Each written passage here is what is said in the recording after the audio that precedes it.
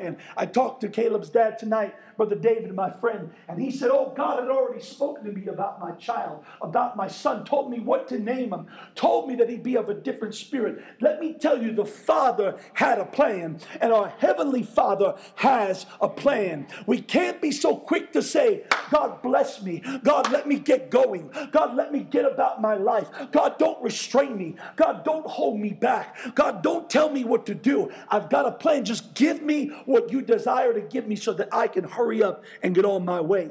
You see, he thought he had it all figured out. But what the problem was is that when he thought he had it all figured out, and though he had the inheritance, the giftings, the talent, the potential, he wasted what was intended to be a blessing, not just in the here and now, but a blessing for the future.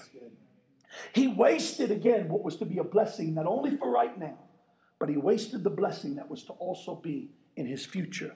And it wound up in the end being a curse. It wound up in the end being a curse. We have to be so careful.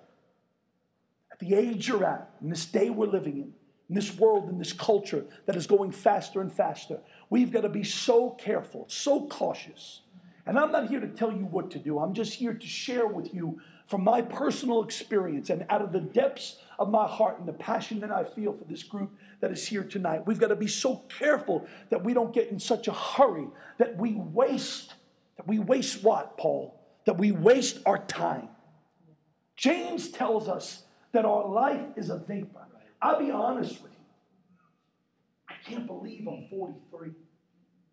I sit beside and I rub shoulders with 19, 20, 25-year-olds, and I absolutely forget that I'm not their age. I cannot believe how fast it goes by. I'm telling you, it is a reality. I know you don't feel like it's ever going to happen to you, but life is a vapor. Life is a vapor. It's going to happen. Don't waste your time. Don't waste your time. The song talked about regrets. I have a few. I'll be honest, I have a whole lot more than a few regrets because of the time I wasted thinking that I had forever. Life is a vapor. You all have to realize how precious the time, the season, and where you are right now. Don't waste your youth. Don't waste your youth being in such a hurry to grow up. Don't waste your youth being in such a hurry to be a big girl and a big boy and to have your house and to have your car and to get out there on your own and to be able to do your own thing. Let me tell you, life will come to you faster than you want it to. Don't be in a hurry to chase and track it down. Enjoy your youth. Don't waste your time and your youth with useless distractions. There are so many distractions in this world. There are so many sideshows. There are so many things that may be good, but they're not right for you. They're not the exact thing you need to be doing. I would encourage you to get with God and find out, what am I supposed to be doing right now at this season and this time of my life? Let me say this. Don't waste your time with unhealthy relationships. Don't waste your time. Listen to what I'm telling you. I was absolutely positively. I don't know, God either blinded her or God did something. I don't know how I got the wife I got. Because all of my elementary school years and my high school years and my after high school years, I was never popular with the ladies. I never could get a girlfriend. Always the ugliest guys get the most beautiful girls. I wasn't the athlete. I can lift the weights, Caleb. God gifted me with strength and I can lift the weights. But let me tell you, my career yardage, some of you guys are going to be jealous of this and you wish you would have had me on your fantasy football team. But in my years of playing high school football, I had a rushing average of 0.8 yards. So all of my junior year, I didn't rush a single yard. But they couldn't cut me from the team because of the physical testings that I was always able to exceed in the past. And so I think they felt bad for me. But getting back to the relationships, don't waste your time with unhealthy and unneedful relationships. I look back over my life and I think that if I would have done things my way, if I would have made some of the choices that I thought were the best for me, I would have missed out on the best thing that has ever happened to me. Don't be in a hurry.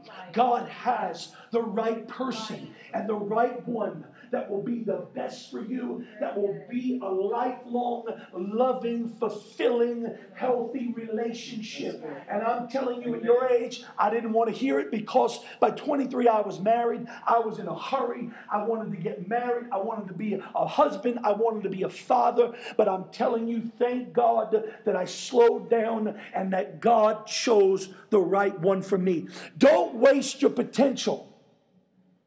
Some of you have such incredible potential.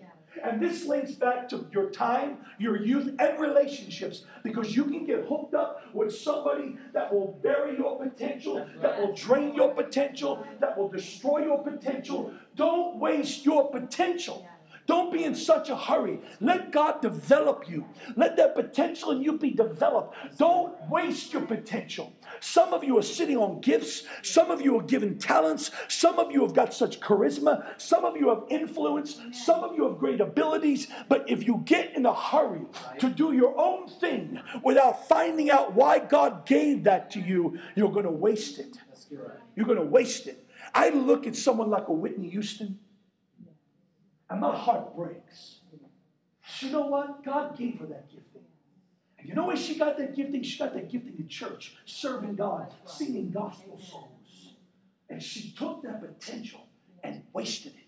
And the world, because she bit off more than she could chew, it ate her up and it spit her out. She didn't. She didn't eat it up and spit it out. The world ate her and spit her out. Don't waste your potential. Don't waste it.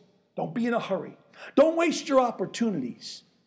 Some of you looking at this stage of life, and you're thinking, I'm just trying to do everything I can to get out of this place. I'm trying to do everything I can to get to that next level, to that next stage of life, because you've got plans and you want to do it your way, and you're already 2 steps down the road, and you don't realize the opportunity that's here right now. There is so much opportunity around you to grow, to develop, to find out who you are, to find out what God has in store, to find out what He set you apart to do before He ever formed you. I wonder the heart of God sometimes, how brokenhearted He must be with the people that are living on the face of this world that are absolutely nowhere near what He designed them to be and do. And I wonder how that feels for God. I'm not a father, I'm not a parent, but I can only imagine, Brother David, if your children would have gone a different direction from what was in your heart to do, what that would have felt like. And thank God you never have to know that, and I will never know that because I, again, have no children. But think about God having a specific plan. You got to ask yourself, God, am I where you want me to be right now? Is this the course that you charted for my life? Am I doing it my way, God, or am I doing this your way? Don't waste the wisdom of those who have walked the path ahead of you. The prodigal son didn't take time to seek the wisdom and the guidance of his father.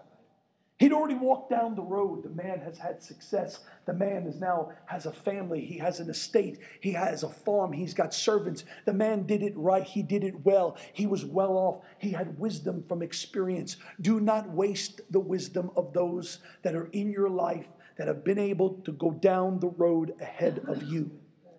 You see, we want to do it our way. We are so hungry to do it our way. But God has a way. Luke 15, the father had the plan. I already told you this.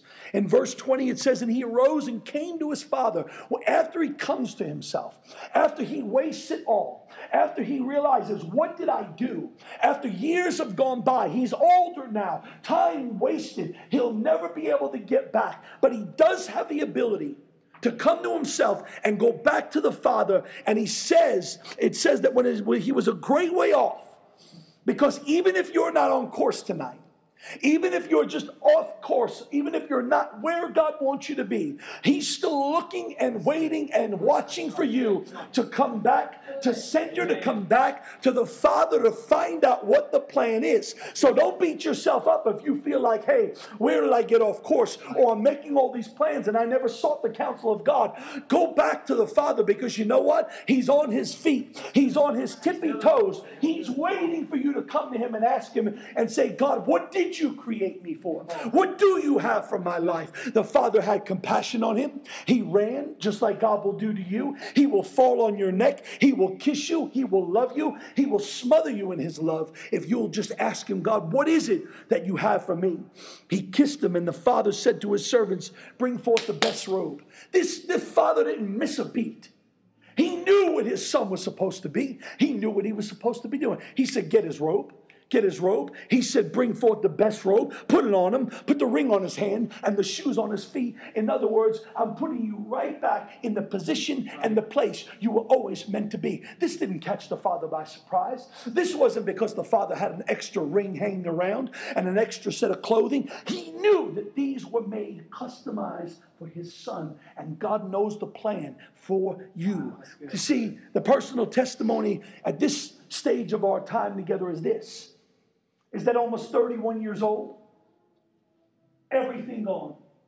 Not only everything gone, but because of poor decisions and doing it my way, and because of getting involved with my father in ways that I should have never, crossing lines I should have never. At almost 31 years old, when I walked away with nothing, I shouldn't say nothing, because I walked away with $1 million in debt. $550,000 I had personally guaranteed for the line of credit with the bank, that if the company didn't pay and it hit hard times and it didn't pay, that it would come back to me as the personal guarantor. We had company leases that were yet expired on management's vehicles that I personally signed for to the tune of $232,000. And I walked away with almost $500,000 in IRS debt because my dad had a funnel income through me. And then when the company ran out of money and all the music stopped, there was no chair for me to sit. And I had personally taken the income, and the income had all flowed through my personal account. And now I owed almost $500,000 to the IRS. That's what I got from my way. Doing it my way. My great plans. Going to conquer the world. That's what I got for never seeking God's counsel or will. And even dare I say, pushing through at times where I knew that this wasn't right, that there was something else for me. But I had my plans, and I was going to do it my way because I couldn't wait to be free and just take control of my life and my destiny. And so in 1999, after it didn't work out in Boca Raton, because folks, you can't live in Boca Raton without a job. Boca Raton's like the Beverly Hills of the East. You can't live there with no money. Because now we're in the big leagues. We see when you finally get to the big leagues, now you're playing with the big leagues, and now it's for real. Now there was no running home to mom and dad. Now there was no calling and saying, oh, I didn't really mean that. Can I come back home and start all over? Because no, once you cross that threshold, and once you enter through those doors, there's some doors you never can come back from. And so now you've got to face life, and you've got to deal with the consequences of your decisions of doing it your way. That's why tonight you have the opportunity to be cautious and careful to not get in those places. So we moved to Louisiana. That's how this New Yorker got here. In 1999, because my wife, being from Louisiana, her family being born and raised here all of her life, we came back here to be with my wife's family. For 1 year, a little over a year, I did not work. We had a little bit put away, a little nest egg. I did not work, had no idea what I was going to do with my life. I knew nobody here besides my wife and her family. Had no clue. So I went back to something that I can focus on and pour myself into while I nursed the wounds and tried to deal with the bitter disappointments and tried to deal with the failure and losing of my whole identity, because everything that I was built up around the money, the success, the status, the friends, the relationships, the influence. It was all built around that. Well, that was all gone. So were the friends. So were the relationships. So were the drinking buddies. So were the vacation buddies. So were the golf buddies. Because it was all gone. It was all built on smoke and mirrors. And so for 1 year, I'm here. I have no clue what to do. I have a wife to take care of. So I start doing the most sensible thing. And I begin to compete for a bodybuilding contest. Because that's going to take care of us and put food on the table. And so I begin working out. So God has a plan. Begin working out, then pouring myself into bodybuilding competition. And I'm dieting and I'm working out, training 3-4 hours a morning, my wife and I both. And a year later, my wife At this point, we're here a year. We're doing this competition, working out, not working, just hanging around, trying to figure out what we're going to do, cutting our losses. My wife says, I want to buy a Bible. God bless you, buy a Bible. She said, she couldn't understand the Bible, and I was so arrogant that when she would read it, I'd say, what don't you understand? Just tell me what you're reading, and I'll explain it to you. I'd never opened the Bible in my life. And so she told me what she was reading, and I was like, I don't have a clue what that means. And so, you know how us husbands can be sometimes. We think we have all the answers. And so my wife begins this quest. God was moving in her heart. God was working on her. And she said, if I find a Bible study, will you come with me? Now, I've never seen a sign, Bible studies here. I've never heard of a Bible study. I've never been in a Bible study. I've never owned a Bible, never mind a Bible study. So I'm thinking, sure, why not? She ain't never going to find a Bible study. Sure, why not? And would you know that over a course of events, y'all are so blessed because we called 3 different groups of people. And still to this day, nobody ever returned our phone call for a Bible study. Wow. But God had put that seed in my wife's heart. I was no more interested in this than the man on the moon. I was interested on how I was going to make my money back, how I was going to get my life back, how I was going to get back to New York. I mean, I was no more interested in being in Louisiana. No offense. I hated it. I couldn't wait to get back to New York. But God had a plan. And my wife, she remembered that when we first moved to Louisiana, almost a year later, we bumped into a friend of hers from high school.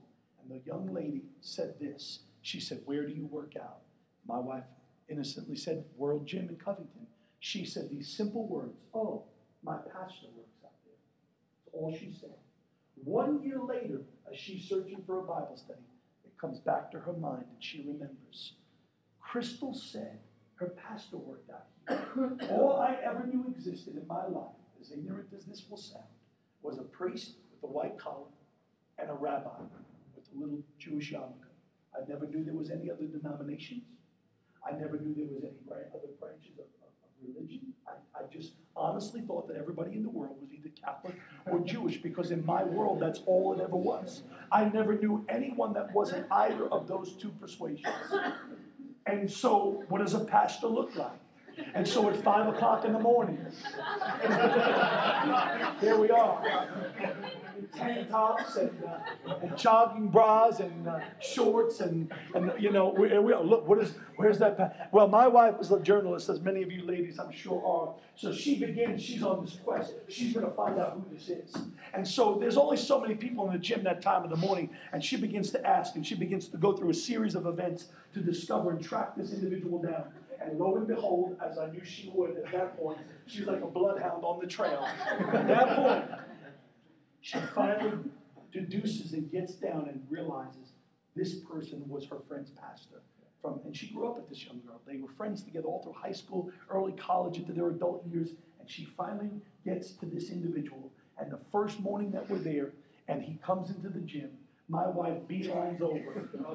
And she starts barraging him with questions about the Bible. I'm working out, doing my thing. I'm no more interested in this than the man on the moon. And he said, she never asked, he said these exact words to her. If you like, my wife and I can teach you and your husband a Bible study. The bells went off, the lights and the sirens. She came running over to me and said, I found him, and he said he would teach us a Bible study. He needs to know, can we do it tomorrow? I'm on the Stairmaster. I'm like, oh my gosh. Oh my, I'm like, we'll talk when we get home. No, I gotta let him know. He's leaving, he's going out of the country. I've got to let him know. The next day we're at lunch because she was going to get this Bible study. And so I'm figuring I've got an out. I'm not working. Things are tough. I mean, we're just, we don't know what we're going to do. I'm thinking, okay, no problem. We have lunch with this individual and his wife. And so we listen, we talk back and forth. I say, okay, this is my out. How much is it going to cost? They said, oh, no. It doesn't cost anything. We'll come to your house. And we'll teach you the Word of God for as long as you're interested in learning. And you won't ever even have to come to church. We'll be just happy to teach you the Word of God.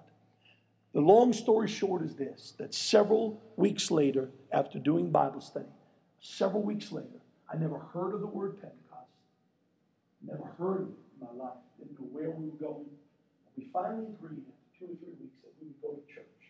And we wake up on Sunday morning, and of course, as you'll come to learn in years to pass, as husband and wife, if your husband gets lost and doesn't know where he is, the tempers get a little sensitive and the tension grows, and so we get into an argument about where we're supposed to be going, and so we're fussing on the way to church. When we get to the church, we walked in the church in Louisiana, in Blonde, Louisiana.